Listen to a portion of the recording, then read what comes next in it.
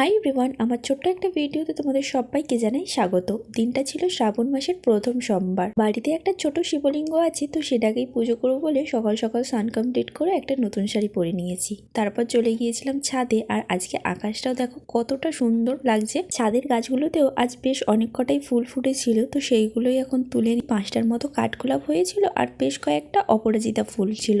তো ফুলগুলো নিয়ে কিন্তু চলে গিয়েছিলাম নিচে। সকালবেলায় কিন্তু মা ঠাকুমাদের বাগান থেকে 2 ধরনের জবা ফুল, কাঞ্চন ফুল, বেলপাতা, তুলসী পাতা, টগর ফুল সমস্ত কিছুটাই কিন্তু তুলে নিয়ে চলে এসেছে।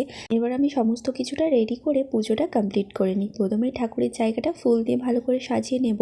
তো তোমরা বলো কে কে শ্রাবণ মাসের সোমবারে বার করো? আমি কিন্তু বার করি না। বাড়িতে যেহেতু একটা শিবলিঙ্গ আছে, তাই ভাবলাম তার মাথাতেই জল ঢালা যাক।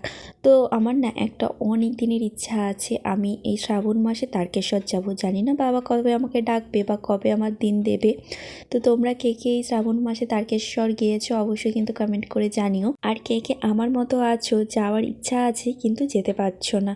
প্রথমেই রাধাকৃষ্ণকে সেবা দিয়ে দিয়েছিলাম, তারপর কিন্তু মহাদেবের মাথায় দুধ আর গঙ্গা জল ঢেলেছিলাম। সত্যি কথা বলতে আমি পুজোর অতটাও নিয়মকানুন জানি না, আমি যতটা জানি ততটা দিয়েই কিন্তু ভক্তি ভরে পুজোটা করি। তাই পুজোতে যদি কিছু ভুল ত্রুটি হয়ে থাকে দেখলে আমাকে একটু বলে দেবেন। প্রথমেই গঙ্গা জল আর দুধ অর্পণ করে তারপর কিন্তু বেলপাতা দিয়ে দিয়েছিলাম, তারপরেই কিন্তু অপরাজিতা ফুল দিয়ে সাজিয়ে দিয়েছিলাম। ভোলেনাথকে আজকের দিনে দুটো ফুল, ফল, আকন্দের মালা দিতে পারলে আরেকটু মনটা ভালো লাগতো, কিন্তু আমি কোথাও আজকে দুটো ফুল ফল পাইনি।